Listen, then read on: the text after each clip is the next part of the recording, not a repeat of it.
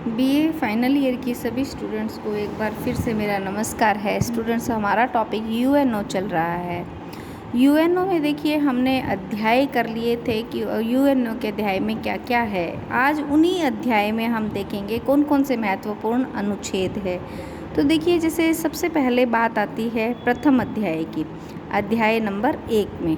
तो देखिए हमने ये तो देख लिया था कि अध्याय में एक तो पर्पस है, पहले नंबर के अध्याय में पर्पस है और इसके सिद्धांत है या प्रिंसिपल्स हैं। ठीक है, प्रिंसिपल्स हैं। तो हम देखेंगे आज की अनुच्छेद कौन कौन सा है। तो 1 नंबर के अनुच्छेद में ये लिख रखा है कि अंतर्राष्ट्रीय शांति। ठीक है, अंतर्राष्ट्रीय शांति एवं सुरक्षा। मेन बात देखिए, यूएनओ की स्थापना अंतर्राष्ट्रीय शांति और सुरक्षा के लिए हुई थी। जब सेकेंड वर्ल्ड वॉर हुआ था, उसके लिए वो क्या कारण रहे होंगे और हमें अंतर्राष्ट्रीय शांति और सुरक्षा करनी चाहिए, ऐसे विचार लेके ही रूजवेल्ट चर्चिल मिले थे। तो अंतर्राष्ट्रीय शांति और सुरक्षा बनाए रखना तथा भावी पीढ़ियों में युद्ध से बचाना, ये इसके पहले अनुच्छेद में पर्पस लिखे हुए हैं। तो इसका पहला अनुच्छेद क्या कहता है कि अंतर्राष्ट्रीय शांति और सुरक्षा बनाए रखना है तथा तुम लिख लो स्टूडेंट्स, भावी पीढ़ियों को युद्ध से बचाना है। तो फिर यहाँ पे एक बात और लिखी है कि सभी मनुष्य को मानवाधिकारों में विश्वास, मानवाधिकारों, अब मानवाधिकारों में विश्वास की पुष्टि करना मतलब विश्वास मजबूत करना कि मानव को मानव के अधिकार मिलेंगे। उसके बाद में आता है अंतर्राष्ट्रीय कानून के प्रति सम्मान बढ़ाना, कि यदि ये अंतर्राष्ट्रीय शांति तभी कायम रह सकती है जब प्रत्येक मानव के मन में अंतर्राष्ट्रीय कानून के प्रति श्रद्धा होगी, सम्मान होगा, तो ही अंतर्राष्ट्रीय शांति रह सकती है।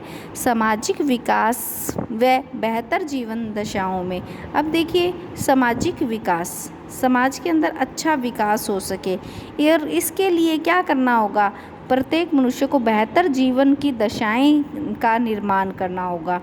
तो बेहतर दशाओं का निर्माण। तो यहाँ पे देखिए हमने देखा कि अध्याय 1 के अनुच्छेद 1 में क्या क्या बातें लिखी गई है। तो अंतर्राष्ट्रीय शांति एवं सुरक्षा बनाए रखना तथा भावी पीढ़ियों में युद्ध से बचाना। भावी पीढ़ियों को क्या करना, हमें युद्ध से बचाना, ये तुम लिख लेना।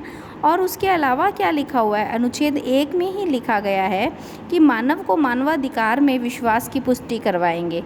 मानवाधिकारों के विश्वास की पुष्टि कराना, अंतर्राष्ट्रीय कानून के प्रति सम्मान बढ़ाना, सामाजिक विकास व बेहतर जीवन दशाओं का निर्माण करना। अब अनुच्छेद 1 की बात हो गई। अब अनुच्छेद 2 क्या कहता है। अनुच्छेद 2 में सिद्धांत लिखे गए हैं। अनुच्छेद 2 में सिद्धांत लिखे गए हैं। देखिए मार्गदर्शन के यहाँ पे 7 सिद्धांत बताए हैं। मार्गदर्शन के 7 सिद्धांत बताए हैं। तो इसमें जैसे कि पहला सिद्धांत ये कहता है कि यूएनओ सदस्य राष्ट्रों की संप्रभुता समानता के सिद्धांत पर आधारित है। देखो इसके 193 सदस्य हैं। पहला सिद्धांत क्या कहता है, वैसे कितने सिद्धांत हैं, मुख्यतः इसके 7 सिद्धांत है। तो पहला सिद्धांत क्या कहता है कि जो राष्ट्र संघ है उसके जो सदस्य राष्ट्र हैं, राष्ट्र संघ के सदस्य राष्ट्रों की संप्रभुता की समानता का सिद्धांत, मतलब यदि चाहे कोई भी राष्ट्र छोटा है चाहे कोई राष्ट्र बड़ा है, तो उन राष्ट्रों की जो संप्रभुता है वो समान होगी। तो तुम लिख लो अपनी नोटबुक में, सब कुछ लिखना है। यूएन यानी संयुक्त राष्ट्र संघ के सदस्य राष्ट्रों की संप्रभुता की समानता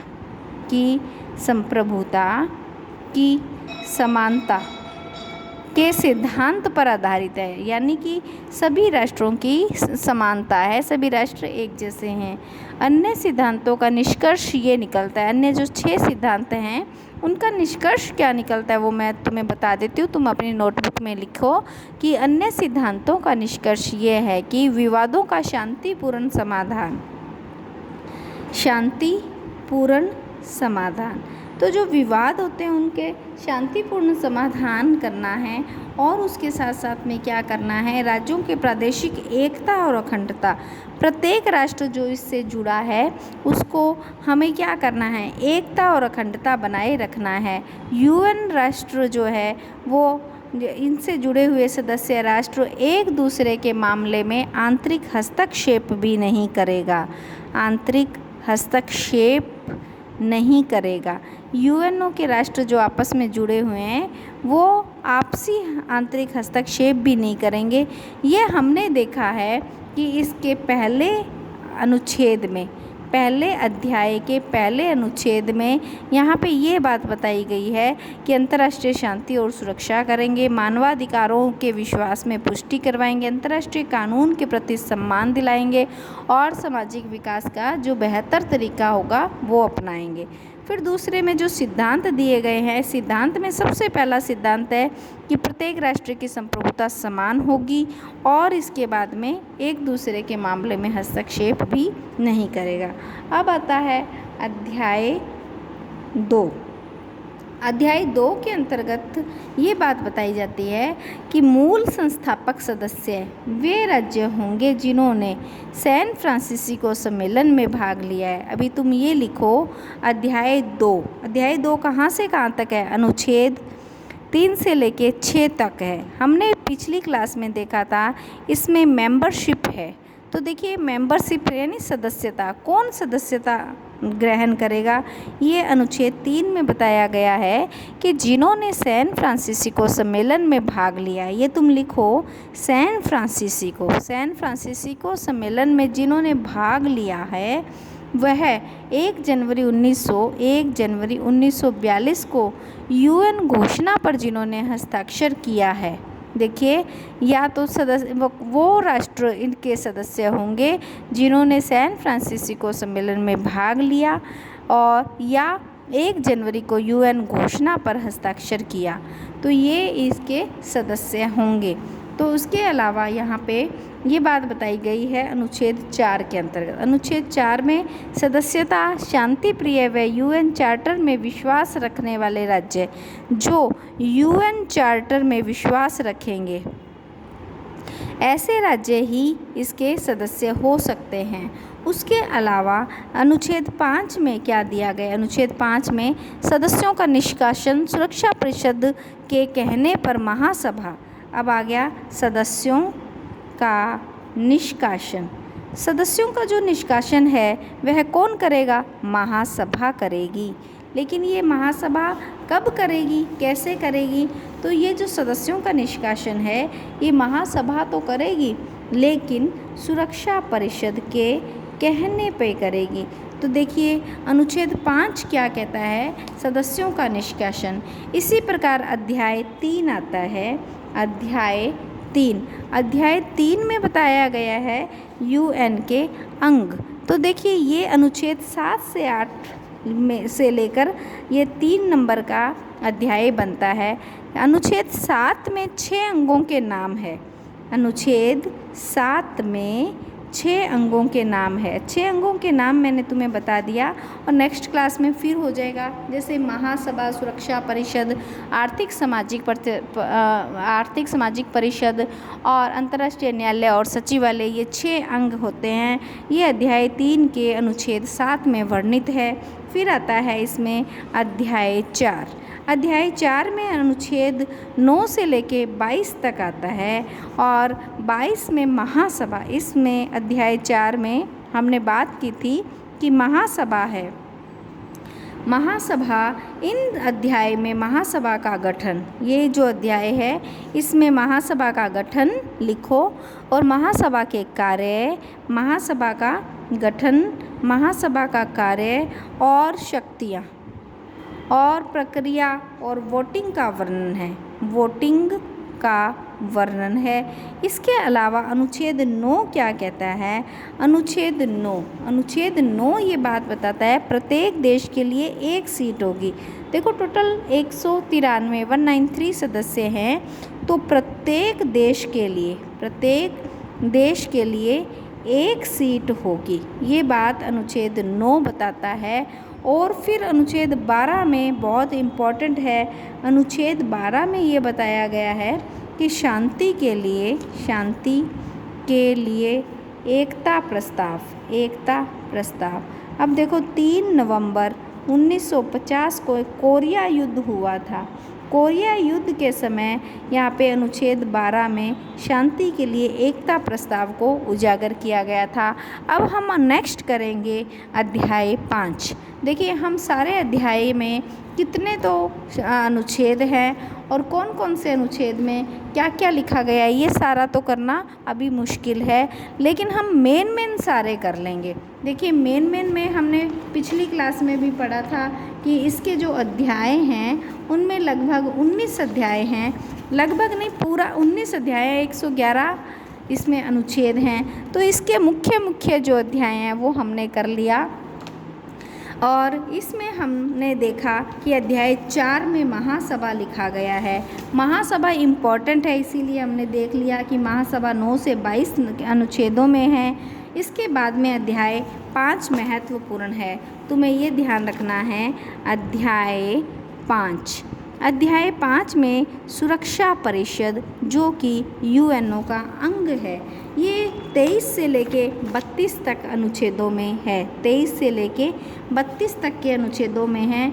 24 नंबर के अनुच्छेद में ये लिखा है, जो अनुच्छेद नंबर 24 अध्याय 5 के अनुच्छेद 24 में लिखा गया है कि अंतर्राष्ट्रीय शांति व सुरक्षा की व्यवस्था करने वाली परिषद, अंतर्राष्ट्रीय शांति व सुरक्षा की व्यवस्था करने वाली जो परिषद होगी वो सिक्योरिटी काउंसिल या सुरक्षा परिषद होगी। और देखिए ये 27 नंबर का अनुच्छेद ये कहता है सिक्योरिटी काउंसिल में वोटिंग प्रोसेस, सिक्योरिटी काउंसिल में वोटिंग प्रोसेस। तो यह अनुच्छेद 27 में बताया गया है। इस प्रकार अध्याय 5 का हम देखें तो अनुच्छेद 24 और 27 महत्वपूर्ण है, क्योंकि अनुच्छेद 24 में सुरक्षा परिषद के अंतर्राष्ट्रीय शांति का योगदान बताया गया है। इसके बाद में यदि कोई अनुच्छेद जो महत्वपूर्ण है वो आता है बाद में कि 51 नंबर का अनुच्छेद 51 ये कहता है कि इसके जितने भी राज्य इससे जुड़े हुए हैं, जैसे कि 193 है, उस 51 नंबर के अनुच्छेद में राज्यों को आत्मरक्षा का अधिकार है, राज्यों को आत्मरक्षा का अधिकार है। यहाँ पे हमने मुख्य अध्याय देखे। अब एक और मुख्य और लास्ट मुख्य अध्याय है अध्याय 8। वैसे तो देखिए इसके 19 अध्याय है, लेकिन हम मुख्य अध्याय कर रहे हैं। जो अध्याय नंबर 8 है वो 52 से 54 तक के मध्य है। और यहाँ लिखा गया है इसमें रीजनल अरेंजमेंट या क्षेत्रीय व्यवस्था शांति समाधान के लिए कैसी क्षेत्रीय व्यवस्था की जाए कि शांति और समाधान हो सके। तो शांति समाधान हेतु तो देखिए अब यहाँ पे हम देखेंगे कि अनुच्छेद 52 क्या कहता है। अध्याय 8 अनुच्छेद 52 ये कहता है कि अंतर्राष्ट्रीय शांति, इंटरनेशनल शांति व सुरक्षा के लिए और इंटरनेशनल शांति व सुरक्षा के लिए क्षेत्रीय स्तर पर एजेंसी का निर्माण किया जा सकता है। तो मेन बात ये है एजेंसी का निर्माण। अब एजेंसी का निर्माण अनुच्छेद कौन सा है? अनुच्छेद 52। अध्याय कौन सा है? 8। तो ये प्रश्न पूछा जा सकता है कि यूएनओ में एजेंसी का निर्माण कैसे किया जा सकता है? तो अनुच्छेद 52 में अध्याय 8 में एजेंसी। अब एजेंसी क्या है? एजेंसी बनाएगा, ठीक है, क्षेत्रीय व्यवस्था एजेंसी बनाएगा। जैसे उदाहरण करके बताती हूँ, नाटो, वार्सा, सीटो, ये सारी की सारी एजेंसी है। और यहाँ पे इनको सुरक्षा परिषद बढ़ावा भी देती है। इन एजेंसी को सुरक्षा परिषद, जो कि इसका सेकंड अंग है, वो इसको बढ़ावा भी देती है। तो यहाँ पे हमने मुख्य रूप से सारे के सारे अध्याय कर लिए और कौन कौन से अध्याय हैं और उसके अलावा उसके अंदर अनुच्छेद कौन से हैं, ये हमने मुख्य रूप से कर लिए हैं।